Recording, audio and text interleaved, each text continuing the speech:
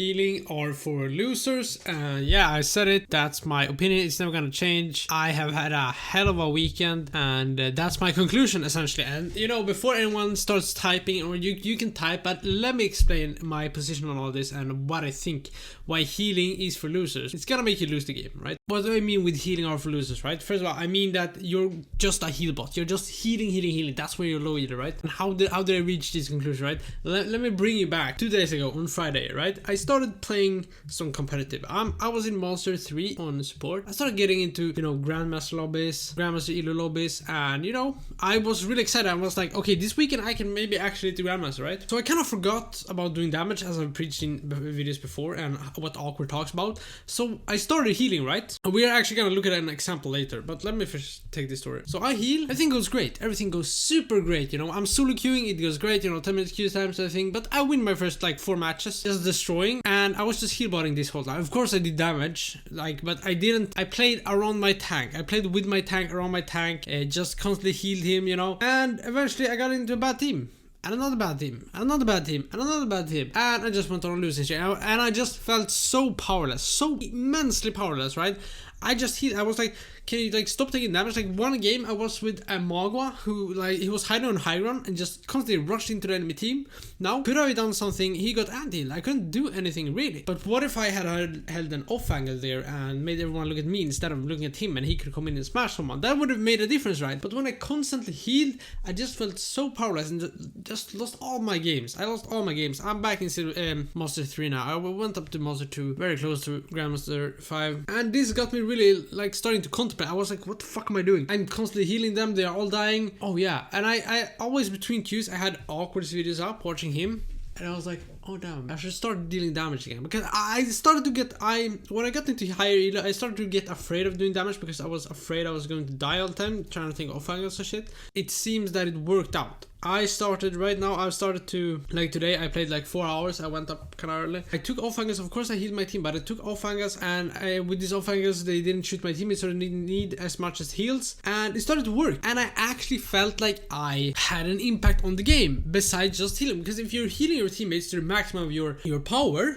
and they still die and still don't get kills, you feel powerless, you feel really powerless, you're like, I'm doing everything I can. But dealing damage, I often died, but when I didn't die, I actually made an impact on the game, right? Like the only reason, like there was always something I could improve. I could always, and it, even if I didn't play to my fullest, we still won the game, because the little distraction I did and the kills I got made such a huge impact on the team fights, right? I just want to say this first before we go and look at this example, that if you're healing, just healing, this is why mercy plays are boosted as hell. Like that's 100% facts, okay? They may be good at Mercy, but if they would switch to any other hero, they would be useless, right? Because Mercy, if you're just constantly pocket healing and damage boosting someone, you're just amplifying someone's value, right? You're not necessarily distracting people. Of course, they will have to kill you first, but it's not like you're dealing damage to your enemy team, right? They're immensely boosted because they are just living off of good players. That's why you often see them do with some Pharah player or some DPS player that just carries the whole game because it gets damage boosted. But if you're solo queuing, that won't always be the case. Healing won't always save you. That's why you have to take the matters into your own hands and start dealing damage, taking off angles. If you take an off angle, you're going to distract the enemy team, and they're not going to shoot your teammates, they're not going to need heal, and your team can actually make a play on their team because, you know, 3 people are looking at you. Now, I will say this is harder than playing healer. That's why we often tend to heal, because, oh, you know, it's easier standing by my team, heal, you know, do your thing, right? It's actually harder to take off angles because we need to think, okay, I can't go there, they will rush me down, I will be careful here, use my fade here to fade out, you know, we need to not die when we're off angle, right? We're supposed to be a distraction, not to die. So not dying becomes a skill you need to learn there, because standing behind your team as Moira is very easy and you often don't die. It's often your team is that dies, and then you just fade out and you just come back. And I thought, you know, oh, I'm so good, I'm not dying anything, my team is dying, I'm healing so much, and you know, it's not what's gonna make you win games.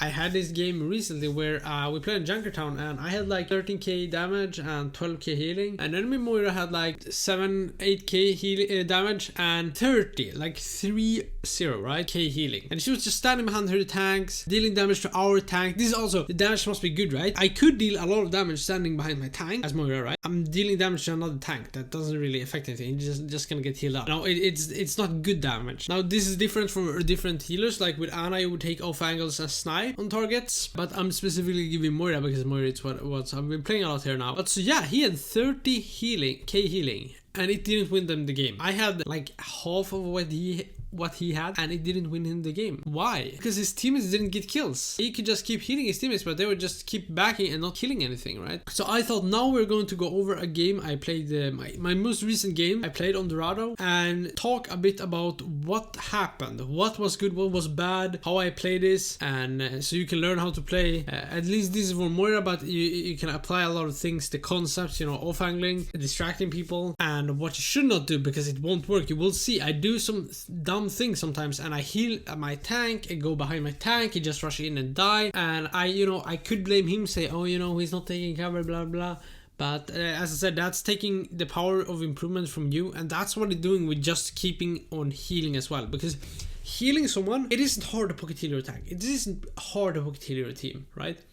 And not dying, like that's not hard. But that's not winning the game. So there's no improvement for you when you are sitting there and not really doing anything really. There's nothing you can improve on healing because you're already healing at your maximum out. Like they would die either way because there is an Anthony, there is a this, there's that, there's the 3 ults. You know, you can't out heal that. So it's like, and you survive at the end. So there's nothing you can improve. But if we start dealing damage offline, there is something we can improve. So let's take a look at the game, right? Okay, so we just start here. We're running Symmetra and some things, right? And you know, we start by pushing the pillar, of course, seeing what the enemies have, what they are, right? And my Echo and Mercy, you know, they go there, everyone goes up, I have to push the payload, right? Pushing the payload, just throwing some orbs, can't really do much, just kind of pushing the payload here until I get contested, right? That's what I'm kind of waiting for. So I don't know how our Mercy died. I tried to heal it. Here I heal because there's nothing I can do, right? I can only heal here. Now, here someone starts, I start to deal damage to them. I keep on pushing. Now Orisa comes to contest me, I back off a little. Here I kind of should have died there, I think, if Dancer just hit me. But he didn't, he tried to take the battle, he gets killed. Now I heal because there is nothing really I can do. I see the Brig is low, I fade over, kill the Ana. Because what would have happened otherwise if I didn't fade over and kill the Ana, right? Maybe someone else would have killed her, or me and Ana would just have stood there healing our tanks, hoping for someone to be the better tank. But if I take out her Ana, I can actually heal my wrist and she can just kill her, right? By cutting off the resources from them, the healing, you can then heal your teammates, because then the healing will actually have a greater impact. Because now they can out-sustain the enemy tank or enemy DPS or whatever, right? We just keep pushing here. Now I take a really long flank here. It's nothing very unnecessary. But let's see what I did. So you have to think about this as well, right? Uptime. We need to... Awkward talks about this a lot. I'm borrowing a lot of concepts from him, right? So right now my team is fighting, right? And I'm here walk. It's like 10 seconds I'm like not in battle, and then I can't come here and I don't really get any value here because I get contested by the soldier. It was just an overall bad position. First of all, bad flank. My team is already gone down when I come, so they are all looking at me. Not really worth it, right? We want to distract when they are in battle, so that was a really bad play. I said I'm not playing perfect. I'm still learning, right? Okay, so let's look at another example from this match. We're pushing forward. They are contesting high ground still, but they're not pressuring us from the high ground enough, so we just keep going. I heal when they need. You see, I know I'm the only healer here now, so I heal her. We go in. We go for the healers, right? We go for the healers. We kill the healers first. Don't shoot that tank. Shooting the tank is unnecessary. I'm healing her because she's critical here. I'm healing both of them because right now they can actually out-sustain. Here, healing makes sense, right? Kind of. I deal very little damage to a fortified Orisa, so healing them here makes sense because they can out-sustain her by me just healing them. I don't want any one of them to die. I deal very little damage to an Orisa, so it was worth me more to heal there than to deal damage, right? Because they would out-sustain. She didn't have any healers. Now we get around a hard time here on the third point, right? We're trying to contest the high ground there. Going in, trying to go with my Echo. They're getting low over there. I fade. I shouldn't have faded there, I think. I think we could have I could have stayed high ground. But trying to contest here, but here I make a mistake. I go with my Orisa. You see, now they only have one angle to worry about, and I can only shoot at the person in front. If their tank would have been here now, I could only shoot them at the tank, and now I can only shoot at their DPS, which can just get healed up. I'm trying to look for the BAP here because it's getting low, and here I pop my ult because they pop ults, right? Now I realize I tried to flank, but look again, what a mistake. Why did I switch? Because it's easier for me. I'm lazy, right? So I switched to the DPS and tank for some reason, but I should have shooted more at these guys. But just because we are lazy as humans, we tend to do what's, you know, easiest, and there I didn't hear the Orisa come and we lose the fight, yeah. Now we try again. I try to go here to the high ground. The Orisa stands AFK for some reason. Our Hanzo is here. Our Lucio dies. We try to... The Orisa gets really aggressive here, so we try to get her. Because we're distracting, right? Like, here's the thing with Moira, for example. When distracting from off angles, you can sustain pretty much anything. So you battling a tank and just sustaining is worth it, right? A tank on a healer that can't die, that's a worth trade, right? Now your tank can run down the other people and your team, of course. But we die either way. I overextended. What did I do? How did I overextend? Wait, let me see. So how did we overextend there? We go forward. No cover. I have no cover here. I try to do that. I fade in. I should have faded back. I should have faded away, because that was a really bad fade. You want to fade away to a safe space. That there was no cover there. There was just a health pack. That was dumb. We go main this time. Yeah, and you see now I'm constantly healing. I sometimes forgot to deal damage and distract, but our Orisa is just taking so much damage, and I need to find an off angle. But here's a mistake I make, right? Okay, I see she goes up, so I try to go down to distract him instead, because I don't want to be going with my Orisa too much, because she's just tanking a lot of damage, and I have to stand behind her and heal her. But now you see I don't get any value until a very long time, and here I pop my ult. That's kind of dumb because I heard our Echo pop ult, I think. Yeah, she popped ult, and I thought, okay, we're actually trying this. It didn't work out. Next time. Now I go with the Orisa again. Now I actually go with the Orisa. And what happens? This is the dumbest shit ever. What happens? We drop beat and shit, nothing happens.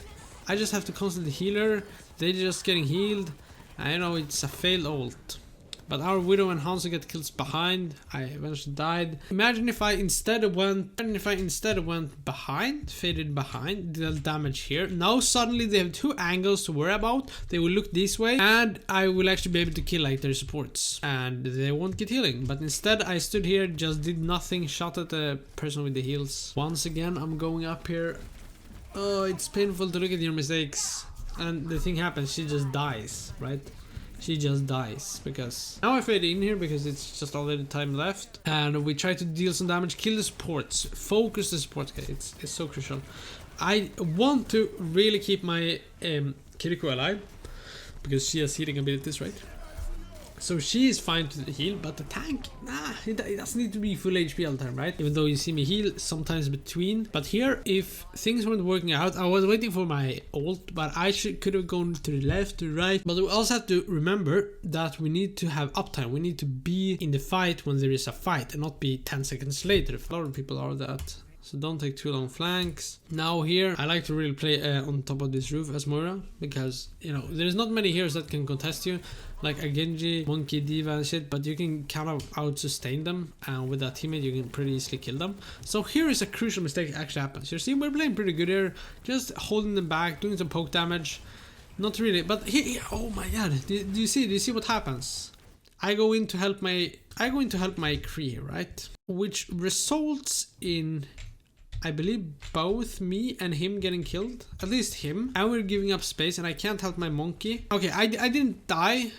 Yeah, I think I die here, right? Yeah, I die here. You know, our whole defense breaks, right? Just because I goes and tries to save the Kree. What if I had instead gone down here? You see, there's three people there. We have a Tracer here, Monkey there. We could easily kill these three people, right? And then take the Junkrat and Ball. But instead, I just had to go and help her, because I felt like, okay, yeah, I need to heal. That's my job as a support. But if people are in bad positions and there's a bad position to heal someone, don't even bother. Try to go for kills instead. Once again, here I don't want to be, right? Who can I shoot? I can shoot their tank. I can heal my tank. And, you know, their support is just standing and healing the Orisa, who's just melting my tank. I should have been on the high ground here, attacking them from behind. But because if I attack them from behind, their supports will be scared. They will need help. The Orisa will understand, okay, someone in my backline. She will look back. They will not look at my Roadhog. My Roadhog will hook someone. But instead, it just all fails, right? Because I just had to stand in the front. And, you know, I could blame my teammates, right? Oh, Roadhog, why didn't you take cover? But does that really help me in any way? Do I get better at the game? No, I don't. But look at this. Okay, now an interesting thing happens, right? The Orisa is chasing me. I'm trying to get the Orisa's attention here, right? because I know I can kind of out sustain an Orisa if I play it fairly good and she makes some mistakes.